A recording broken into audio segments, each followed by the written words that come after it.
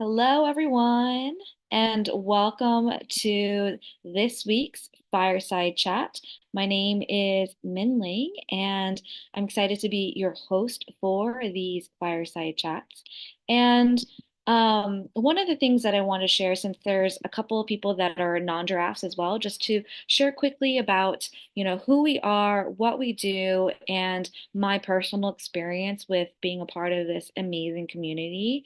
So the Grateful Giraffes are a vibrant community of about over 800 members now globally who value gratitude, wellness, impact, and we're all spiritual and grounded.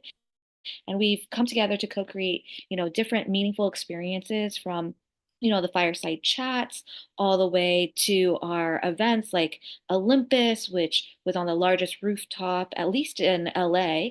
It was a huge experience with over 700, 800 people coming together. And we build community owned lifestyle brands dedicated to, human flourishing. And that's really what we're dedicated to expand, consciousness, expand humanity on this planet. And since I've joined over a year ago, I've made some incredible friendships. And I've been very privileged and honored to also be a part of these fireside chats and listening in on some of like the leading experts and thought leaders in the industry. We've had talks about, microbiome health. We've had talks about, science of happiness by a lead researcher. We've had talks about remote viewing by one of the top experts in the field. And it's just been an incredible experience to be a part of this community and see how it's grown. So, if you're interested in the Grateful Drafts, you can definitely look us up. You can also follow us on our YouTube channel.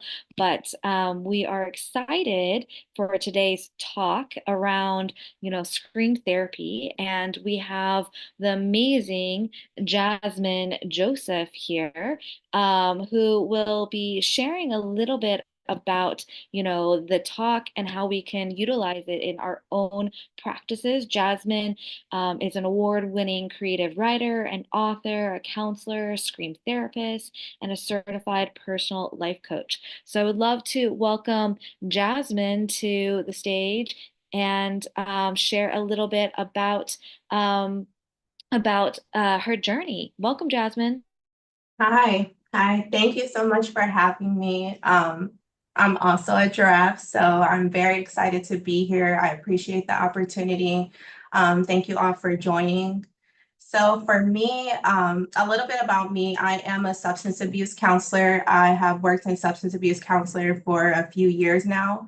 I also have my own experience with substance abuse. I'm in recovery from alcoholism. And so I've had a lot of experience going through therapy. I've been in rehab. I've had a lot of different real life actual experience in this modality that I'm going to share with you as well as some other things that I've also practiced to kind of recover myself and get over some of the trauma that I've experienced in my personal life. And if anybody has trouble hearing me, just let me know. I am a little bit more soft spoken. There is some auditory sounds in the background because I'm near the airport. Otherwise, I'll go into the topic. So with this primal therapy or this primal scream therapy that I'm going to be describing to you, we are going to talk about the origin of scream therapy, but we're also going to talk about how we incorporate that into breath work. And so this is kind of like, it is primal scream therapy, but it's also like a present modern version of it. All right. And for some of us, we're going to learn that primal scream therapy is not what we think that it is.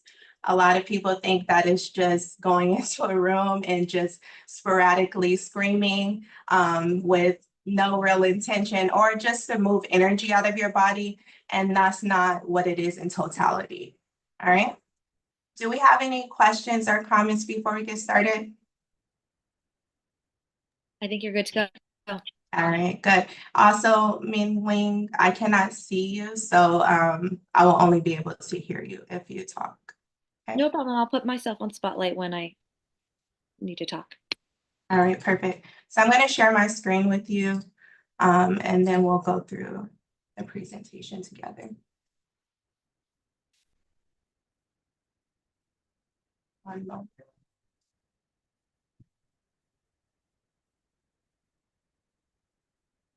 We can see your Okay. presentation. Yeah, got it. All right, perfect. So for me personally, like I said, I have had personal experience with this modality. Before I even got into this, I wrote a children's book that's called Barry the Bear and Billy the Bee.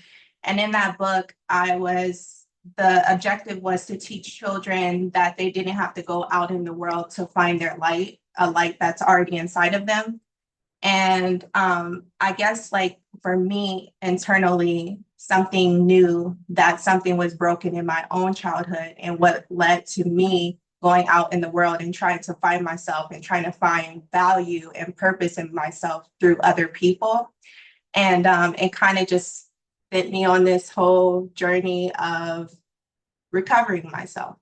And so the reason that a person would scream in this situation or in this modality would be because they're starting to address some of their childhood trauma.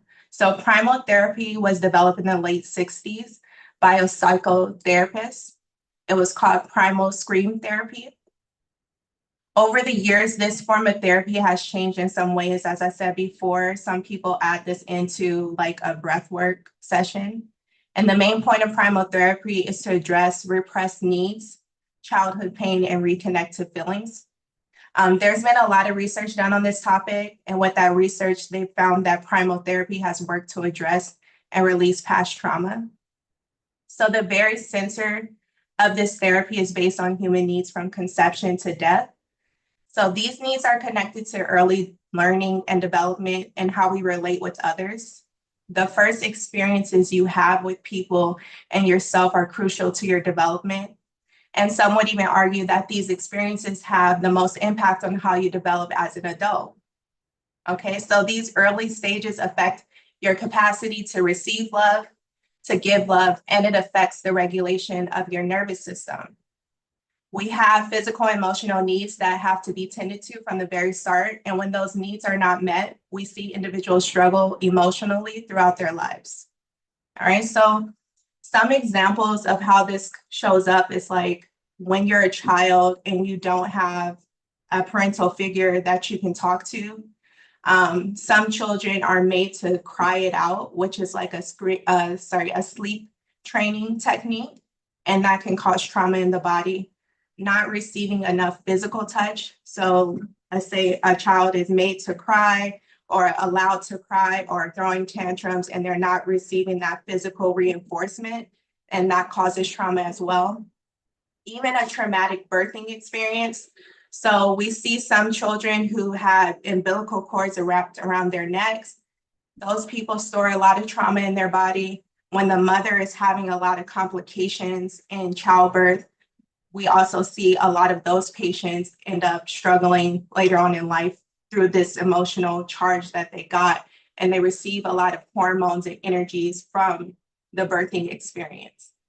So when these things are not addressed for a good amount of time, the feelings associated with this neglect is repressed, which causes neurosis. And that basically is an irrational reaction to anxiety. So that's someone who is having like very inflamed anxiety and not able to like calm themselves or regulate that part of their lives. So after the long-term repression of these needs, the needs become amplified and they basically just compound on one another. And the child then has difficulty relating with others and maintaining their mental health throughout life, right? So we start to see this as they progress, as they get older, and later on down the line, we see very neurotic behavior in adults who have had these experiences. And because of that, this is why primal therapy addresses childhood the most and how that relates to present circumstances of life. So it's believed that all the choices that you make, from your career, from who you date, who you marry, your community, where you choose to live, your worldview, all of that is triggered by what happened to you as a child. And when performing this therapy, the client learns to heal those past traumas and regulate their nervous system. The nervous system kind of starts to regulate itself through that expression of this cathartic experience. And so it does it on its own, but you also learn techniques to regulate yourself as well through this process. And this form of therapy has been successful because when a person is able to resolve their early feelings, they become more authentic, right? And we want to live authentically. And when they're able to do that, they're able to connect to their feelings and their pain a lot easier and safely, right? So when a person experiences a lot of trauma in childhood and they are not getting positive reinforcement or some sort of support, it is unsafe to, they start to believe, or the body believes that it's unsafe to have any sort of feelings or reactions to the things that are happening around them. And that's why we want to bring this all out in a safe and contained way so that the body knows now it is okay to have some anxiety. It's okay to have some feeling and not to be afraid to feel things in general, right? And so this is the difference between being your real self and having a protective personality.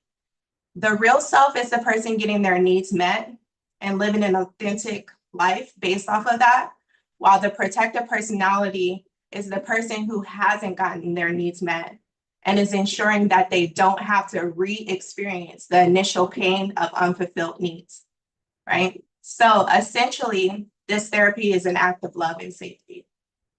All right. Do we have any questions so far? Not yet, but fascinating. All right, very good. All right, so what is scream therapy? Why did they even come up with this concept? What are we doing with it? All right, so unmet needs and unresolved trauma from childhood are stored in the body as primal pain. And to clarify, primal pain is physical and psychological pain that is experienced in infancy and early childhood. So this is known to create mental and physical disease in the body, which can be long-term, like cancer, anxiety, and depression, or in some cases cause fatal conditions like a stroke or a heart attack, okay? A lot of people underestimate how much stress is actually staying in your body and causing actual physical illness in you and can be life-threatening. And I know that we do have a lot more research on that and we are gaining a lot more awareness on that, but people fail to realize like how severe this can be. And so the idea is that by allowing individuals to re-experience and express these deep-seated emotions, they can alleviate their psychological distress, leading to better health and a better quality of life. The belief is that if a person addresses the pain, they can get to the bottom of it and they can take away the power from the effects of the experience. So the act of screaming and expressing pent-up emotion is believed to be cathartic and provides a sense of relief and healing. The objective is to have this strong emotional release in order to feel some relief, because an individual will have a lot of suppressed emotions that are often displayed aggressively, anxiously, and sometimes even passively. And we want to bring it all to the surface so we can process it and move it out of the body. So the whole point of this therapy is to move pain and trauma out of the body.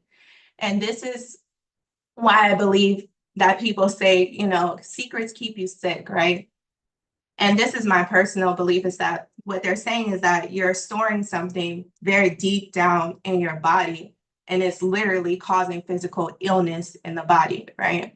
Because of these distressing situations, it's not allowing your body to process them appropriately, and it's staying stagnant in there. All right. Any questions on that? No, I think we'll save Q&A for the end, so you're good. Okay. All right, no worries. Good. Perfect. All right, so the methodology.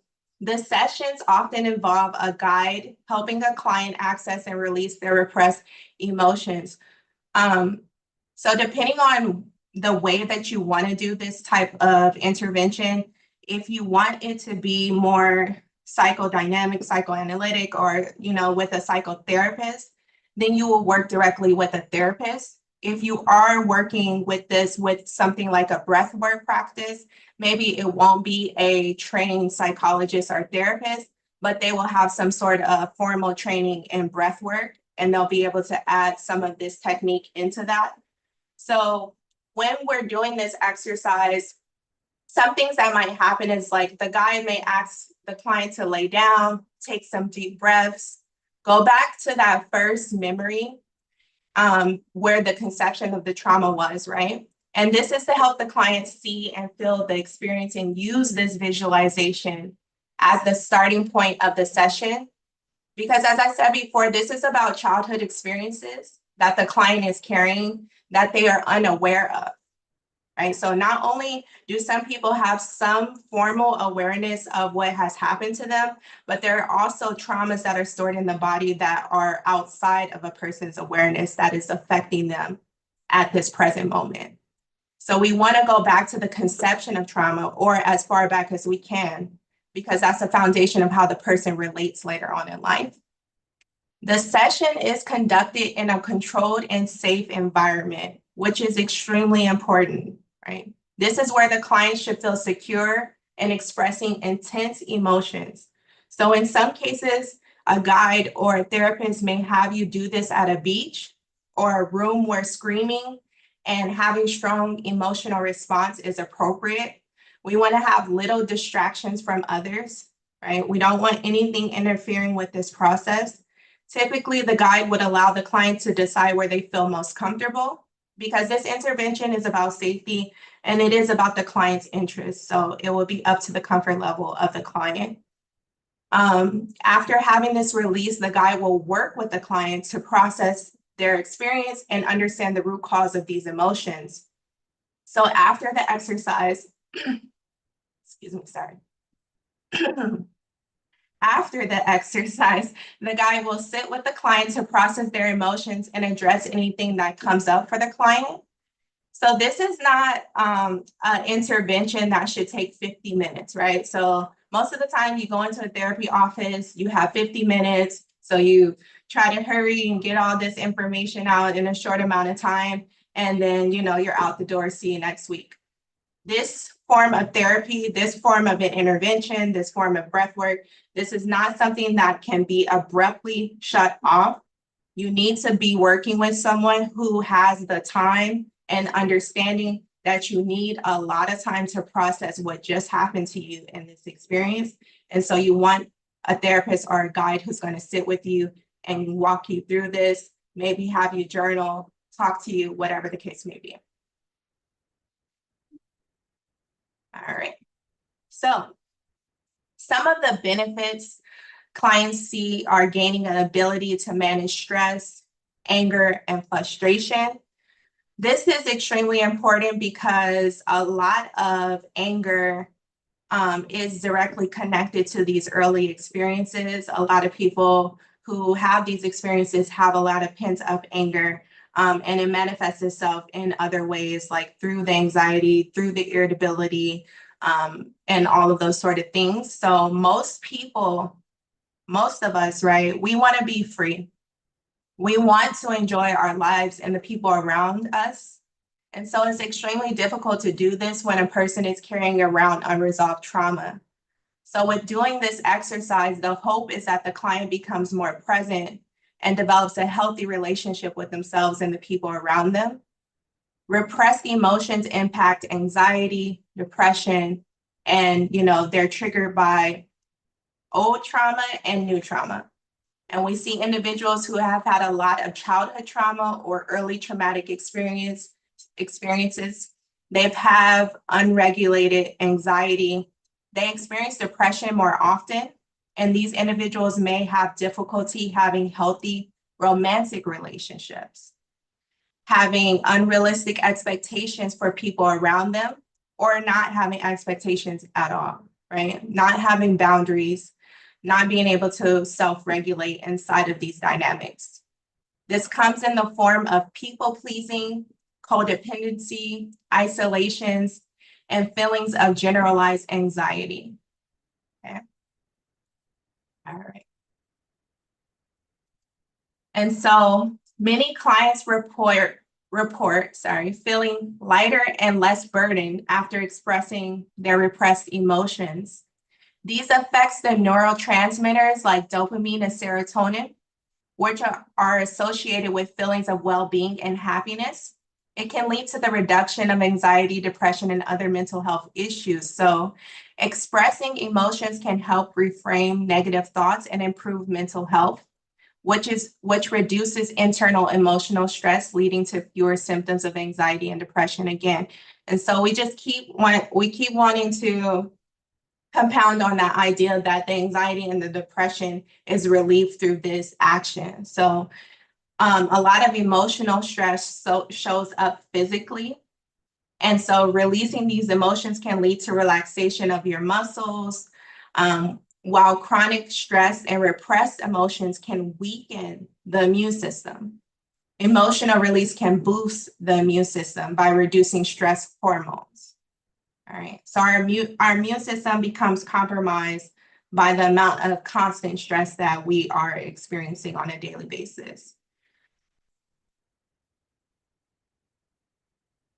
All right, so these are some of the do's and don'ts of what we want to do when we're practicing scream therapy. So we definitely want to work with a guide who is trained.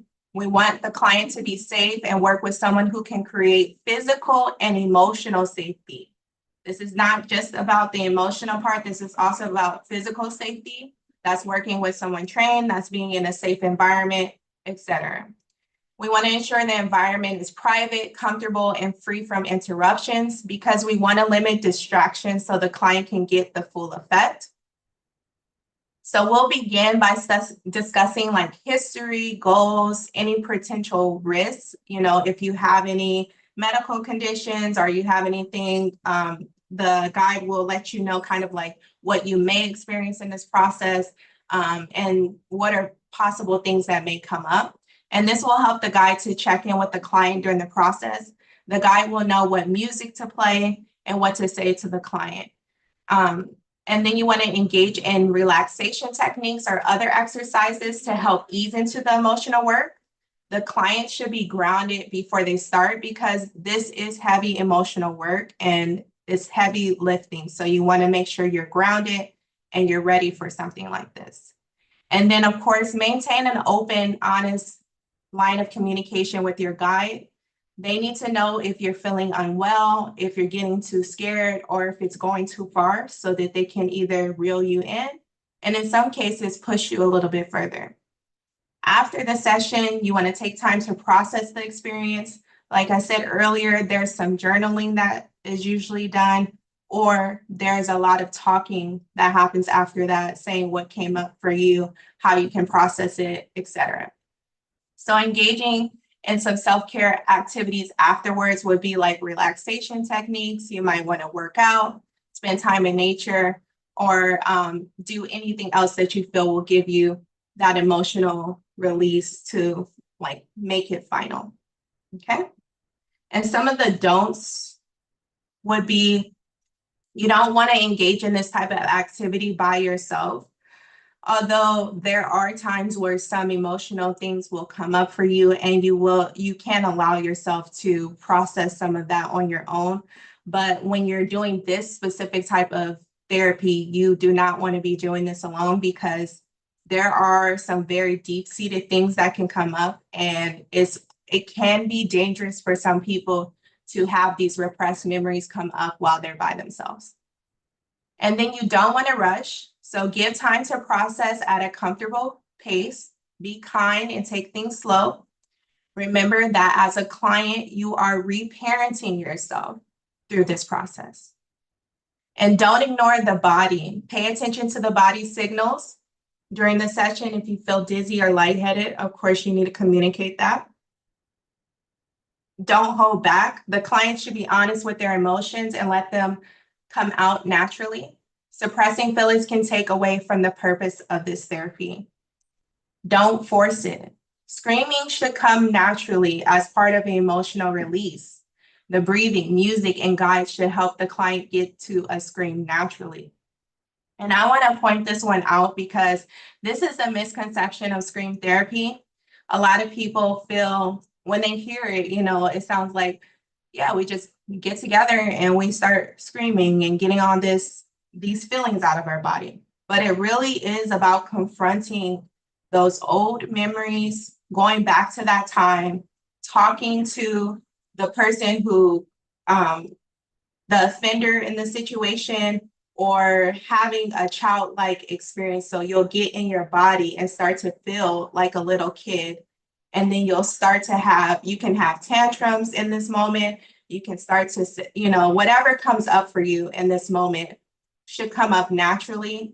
And the screaming just comes as you continue to process these things over time. So there is no forced screaming. It comes out from the process of getting these things out. And so we don't want to skip aftercare. Aftercare is crucial. The client must process their emotions. And everyone's experience in scream therapy is unique. No one should be comparing their experience to others. So maybe I go into a scream therapy session, I'm having a tantrum, I'm screaming out loud. You go to a scream therapy session and you cry. Our experiences are different because our needs are different. Our ability to recall our experiences are different, and our body is storing this energy in a different way from person to person. All right, so the key thing is guided visualization. It's some rhythmic breathing and screaming release to recover and discover feelings and experiences that have otherwise been ignored. All right, so what we want to do is deep and rhythmic breathing techniques. These are used to relax the body and mind, making it easier to access the emotions. And so as I said at the beginning, this is a form of scream therapy that is adaptive to breath work. And so the breathing can be similar to what you do in breath work. And the purpose is to help you achieve a calm and focused state, reducing anxiety and preparing the client for emotional expression. We may add in some physical movement, some shaking, trembling, even doing some specific body postures. So maybe you'll be in like a fetal position or whatever you need to get you back to that moment and help you to actually resolve this childhood condition. And the aim is to let go of emotions that are held in the body that are showing up as physical tension and pain. So the ideal is that you literally go back to this time. And as you are going back to this time, you literally feel physical pain in your body, which is that primal pain that we talked about at the very start of this. All right, so in some instances, role playing is utilized. During these sessions, you may act out situations or interactions with significant figures from your past, such as a parent or a caregiver. The purpose of this approach is to help you confront and process unresolved issues in a safe and controlled environment. Often it may not be safe or possible for you to have these conversations directly with the individuals involved. Therefore, role-playing provides a way to mimic these interactions while ensuring your safety is a priority. So, as I said, some of the parent to child interactions may not be safe to actually play out. Like maybe you can't talk to this parent or you can't talk to the offender or you can't talk to the experience that you had, but the therapist will allow you to talk to like an empty chair or imagine that the person is there or even sit in place of that person and allow you to do some role playing with them so that you can go back to that time. And we see people look like they actually literally change into children in that moment, from posture to voice, the sound of their voice to how they're sitting, what they're saying, all sorts of things come up in these moments. And it's very shocking when you're seeing this, when the person is doing this. Like you would think maybe they're acting or something of that nature, but the truth is they actually have been able to get themselves to go back to this time and all of these things start to show back up in the body. And so they present right there in front of us. All right, so when the client speaks with a guide, they will dive into their emotions, trying to understand where they're coming from and talking through this experience. The whole idea is to give them some clarity and support so they can make sense of what they're feeling. We also, again, use music. So there's drumming, there's chanting, there's heartfelt music. There's music that has loving affirmations in there. It just depends on what we're trying to accomplish in that session. And that would be established at the beginning of the process or even prior to you showing up on that day. And so your guide might offer some physical support, of course, with your consent, such as holding you, simply being a comforting presence. So because this is about childhood issues or childhood trauma, a guide may literally rock you and hold you like you are a baby again, and just really let you cry and get some of these feelings out, but also creating some sort of parental safety. They're mimicking something, a behavior that this person has felt like they haven't had the opportunity to experience. And this helps the person to feel safe during this intense emotional movement. The goal is to ensure you feel secure and supported, reducing fear and encouraging you to go deeper into your emotions.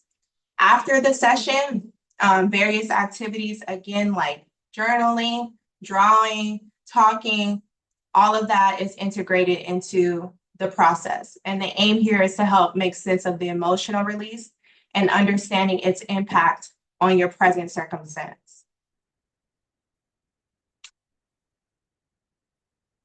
So these techniques are customized to fit the client's needs and are done in a safe and controlled environment. Again, this should be very specific to the individual. That's why we want to get some history and kind of get a very formal intake prior to starting this. And then again, this is to help heal emotionally and psychologically and getting those repressed emotions out. And so this therapy can be integrated in a lot of different therapies. So I mentioned breath work as one of them, but there's also CBT. And CBT is cognitive behavioral therapy. This is a therapy that is not performed by a breathwork person, but more by a therapist or psychologist.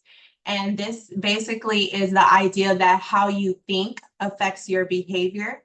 And so since CBT is about creating peace of mind in people, this is a good complementary therapy practice to use together. You can also incorporate this into a wellness routine. So if you already are doing some wellness practices like yoga, talk therapy, again, breath work, you can add this in because it works well with other interventions as well. All right, so we are at the let's try it out moment. If you want to try this practice, we can do it together.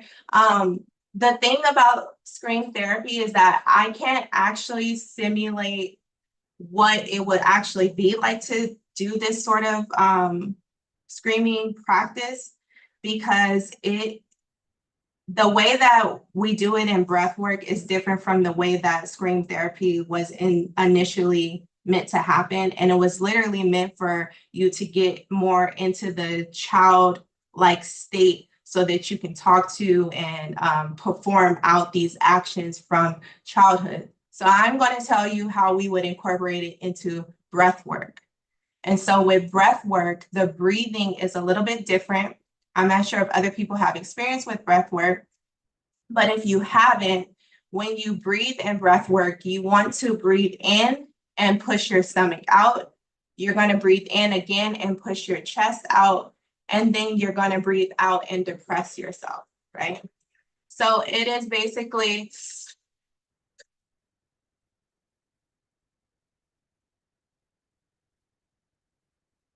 all right. So if you want to do this exercise, we will do this cycle of breathing 12 times.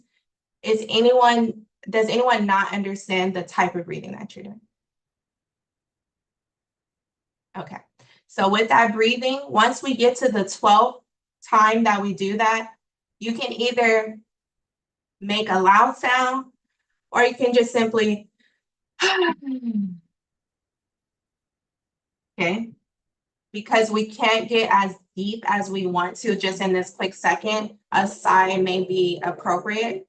So I'm gonna put myself on mute and then we'll do it together. Or no? Do you want to guide us with the breath? Okay. Well, I can't actually like speak when I'm breathing, but I will tell you what to do. Yes, so I won't breathe. So we'll start in 3, 2, 1.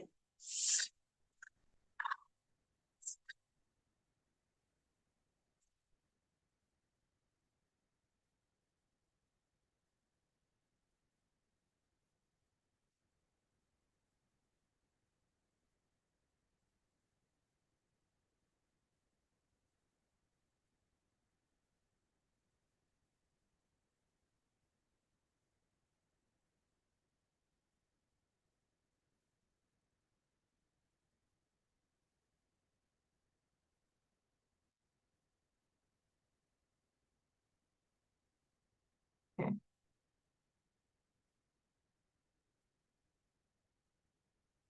And even just doing that, I feel a little emotional. I can feel like the sensation coming up in my body. And so imagine doing that over a longer period of time and how you'll get an opportunity to release some of that out. And yes, the screaming does come naturally as a result of that. And so in closing, great job, everybody, for participating. And I will say this is my personal belief.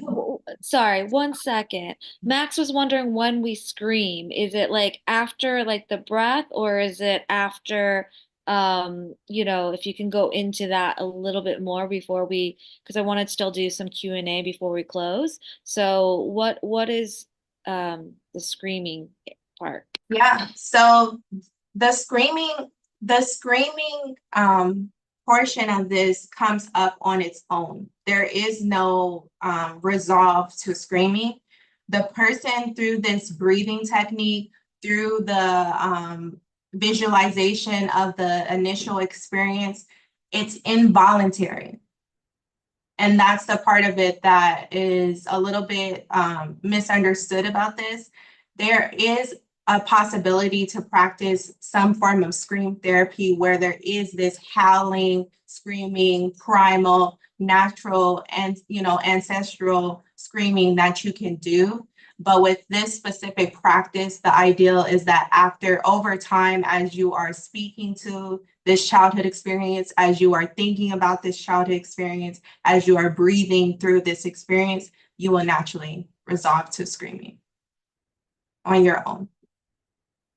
So it's basically what I'm hearing is that like if we don't want to force it, we want to allow the scream to just happen and when we're in a Yeah. safe environment.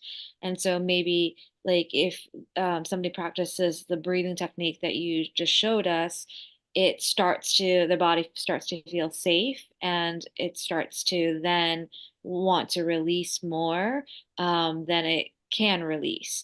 But it's not always, and not to judge that part. Awesome. How long um oh, Max has another question, then I'm gonna go to mine, but can you demonstrate the scream, Jasmine? I think he's just curious about like how like the scream happens or like what to experience, or maybe you can describe the sensations where you know that the scream is gonna happen and when to release it. Yeah, so I can't actually do a vocal example of it, but you'll see when you're experiencing it, you start to get very worked up around this situation. So all this energy and tension starts to build up in the body. This screaming comes from the gut. Right? If we're screaming from here, from our throat or a higher level of our vocal frame, we're not doing it right. This is a forceful scream. So all of that trauma, all of the garbage that we collect is in our gut, right? And so as that energy starts to resurface through the visualization, through the therapist bringing you back to that moment, through you triggering yourself, because you're self-triggering in this moment so that you can bring all that stuff up, the energy starts to collect so much so that it pushes through and causes like a wailing sound. Sometimes it even sounds like a child is crying, like an infant is literally coming out of the mouth of this adult. It's very powerful. You'll know that it's happening for you naturally because you will not have any participation in it. You literally just start to have this reaction, like this just visceral reaction to having all of these things come up. Sometimes when people are not able to scream, they start to fall out and have tantrums like children, like literally having an actual tantrum and is still trying to move out of the body. That tantrum will continue for a period of time. And then the person again will start that wailing, crying, and all of those things will start to come up from there. That's really interesting. Max wants to hear a scream. Maybe we like everybody could scream. Pretend we can hear. Will I scream? Like there's a difference. Everybody There's a difference to like come out of howling. exactly the throat versus I like that gut like piece where it like literally has to like move through you because it is so visceral and it's so a body reaction like you said it's that's why it's primal screaming versus like just regular screaming. um Yes.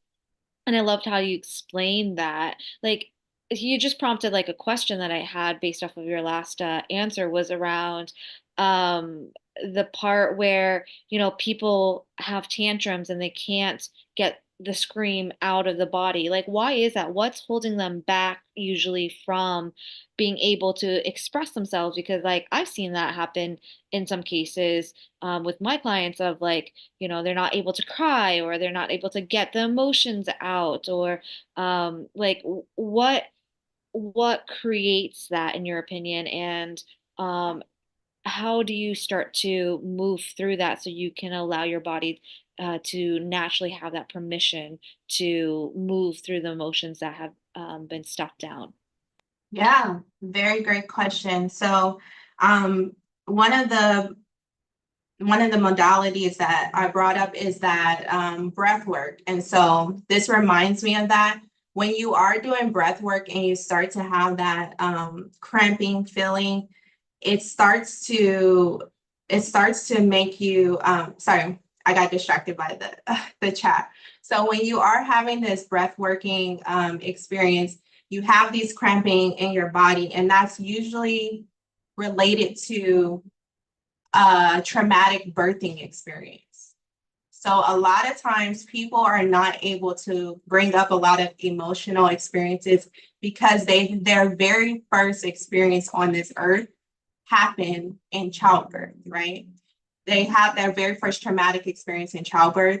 And so that causes there's some instinctual nature to this that is a beyond my degree and my practice, but there's something very primal about the body wanting to protect itself at all costs. And so we naturally have like an evolutionary part of ourselves that prevents us from re-experiencing traumatic things. And so as a result, this person will continue to suppress things and have this repression throughout their lives, which leads them to be an adult who cannot move energy through their body because they don't want to re-experience that initial traumatic experience. Does that make sense? That makes complete sense. It's yeah, it's that suppression And I get it, like the not wanting to re-traumatize yourself, so our body just completely like numbs ourselves or shuts ourselves down, so that we don't experience it. Like, how often do you recommend people to go through, or how often should they look at doing scream therapy? Is it like once a week? Is it like once every couple months, or is it dependent on the person because of their journey and like how much you want to like integrate and all that stuff? But like, what's an ideal, I guess, frequency of doing this to start to release, the trauma in your body?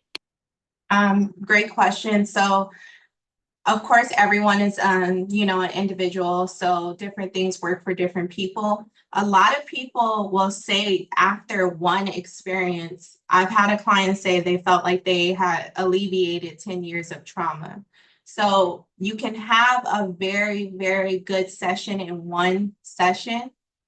My personal recommendation is that you at least do this 3 times. I would say it depends on your capacity.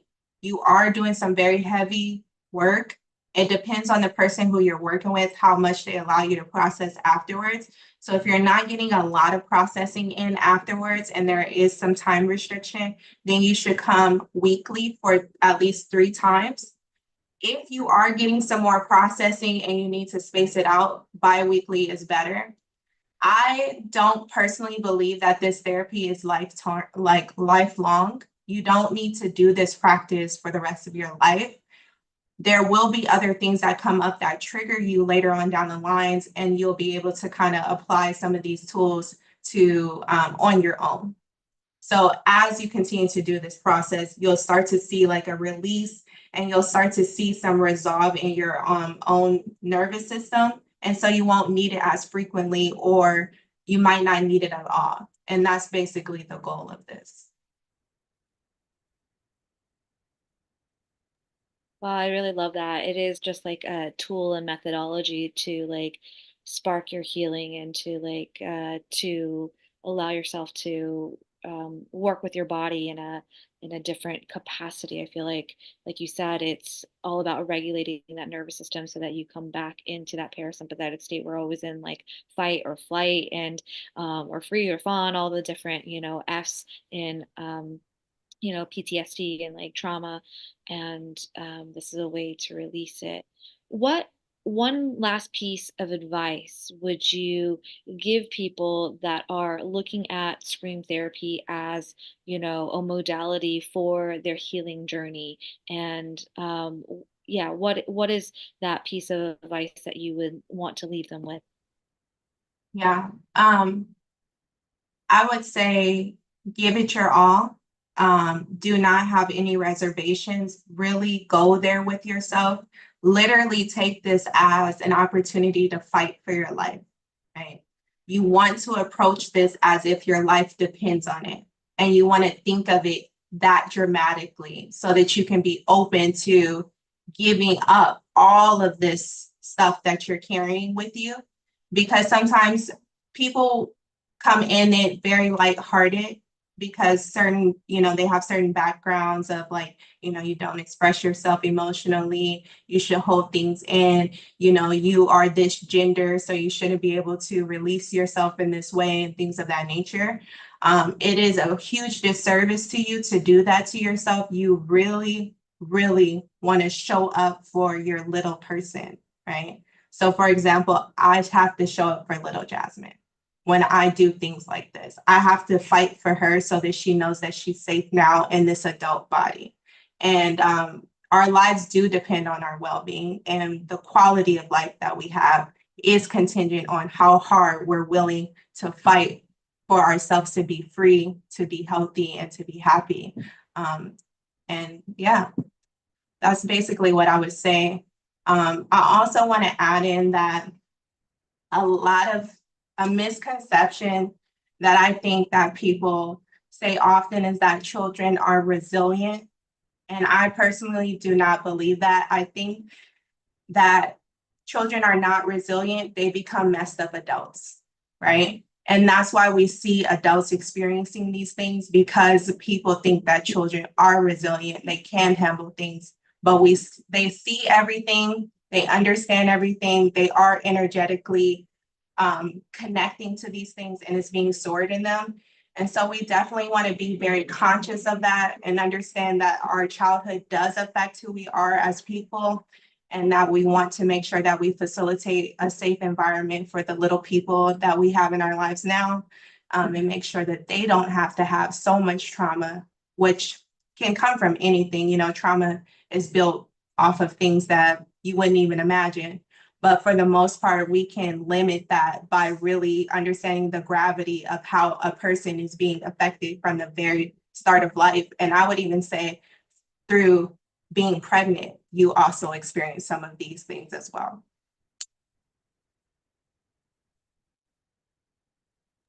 Well, there's just so much like to, go through and and heal through. It's just amazing that we've been doing all this work, but there's always still little pieces that like come up that we don't realize, and it's really good for us to get it out of, our body and our system. And everybody has been talking in the chats, just saying like how great this information is, and how like somatic practices like this, Alexandria says somatic practices like this are so needed, to